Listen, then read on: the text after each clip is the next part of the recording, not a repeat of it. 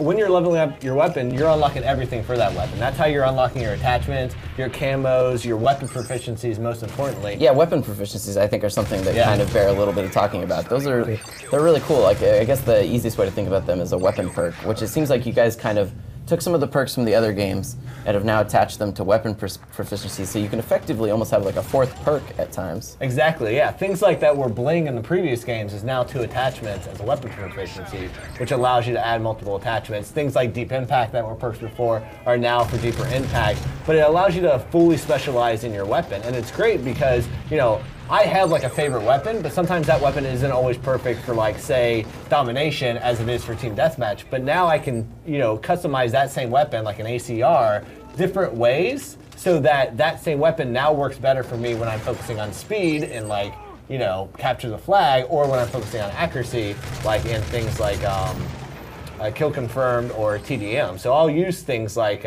less kick when I want to be focused on accuracy when I'm playing TDM, but I might switch out less kick for something else when I'm going objective. Like, I'll use the 2 attachments, put on the dual scope, so I have the medium and long range thing, so when I'm playing Dom, because obviously I want to be using an EOTech or a holographic sight when I'm up on the Dom point capturing, but when I'm sitting back defending it, I want to be using the magnifying scope.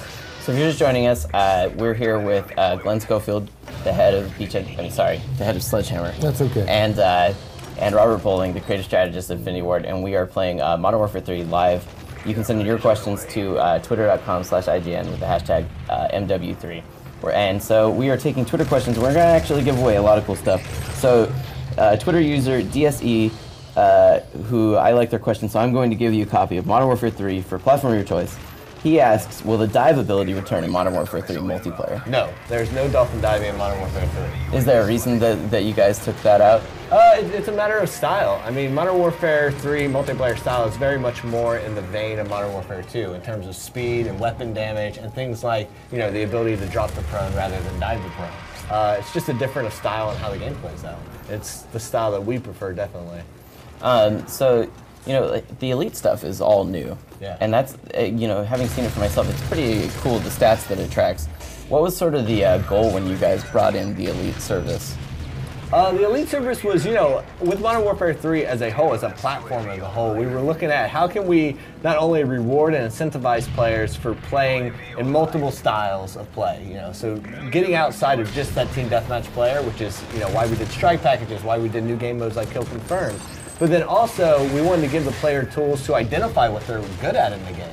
And Elite was just one step in that direction of allowing you to see, like, okay, maybe I'm not a good kill-death ratio guy. Maybe I'm horrible at team deathmatch, but I'm really good at defending flags, or I'm really good as an assist player, I'm really good at this. So it allows you to figure out what type of player you are so you can better customize your loadout, your strike package, how you're approaching the game, so that you can take advantage of that. And largely, you know, all the features that you described, they're all free. That's the thing that I think sometimes people get a little caught up on, is thinking that they have to pay for all of this. The paid features are actually much smaller, it seems like, than the list of free features. The Definitely. List, yeah. Much smaller. And then plus it includes all the DLC we ever do for Modern Warfare 3. So if you're buying DLC in the first place, it makes no sense not to get Elite and then go ahead and get all the other stuff that comes with the DLC that you get. So what sort of, I think people have been kind of wondering, does, actually, well, here's a good Twitter question from Exponential. He says, does every gun have a weapon level? Every gun can level up, correct? Yeah, you level up your, every weapon in the game has its own individual rank, and then only primaries have the weapon proficiency. Okay, but obviously you need to use pistols necessarily to unlock something like a Kimbo or something like that. Right, yeah. So what sort of strike package additions have been added to the game? Earlier we saw the advanced UAV, which is kind of plays a similar role to the, I guess, the spy planes in the previous one, where now you can actually tell facing of opponents, not just where they are. Exactly, it's a more detailed situational awareness rather than just the red dots. Are there any other strike packages you think that have been added that are, like, you know, particularly noteworthy? Yeah, I mean, there's a ton of them. I mean, one of my favorite is the